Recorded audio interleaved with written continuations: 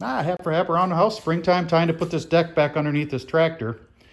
And we have some cracks that we wanted to fix. So after beating the living tar and ugliness out of this piece of 5/16 steel to shape it, it now fits. So we're going to weld that up with that little welder over there, a little Lincoln welder. And we got a couple pieces of, I don't know what gauge that is. It's fairly thick sheet metal. We're going to weld them right there with the voids that have formed because it's rusted through. This is, again, a 1970 Power King and a 1970 deck.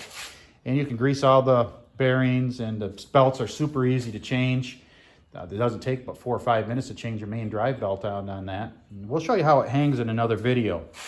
But I just wanted to show you what we're up to and some maintenance that you have to consider when you're buying these old tractors. It's nice to have a little welder and a little bit of fabricating skills, or at least act like you have fabricating skills, and to weld it up to keep it running. So this Hap around the house. Please like the video. If you like the channel, please consider subscribing, and we'll show you another video on how this thing hangs underneath this 1970 Power King a little later.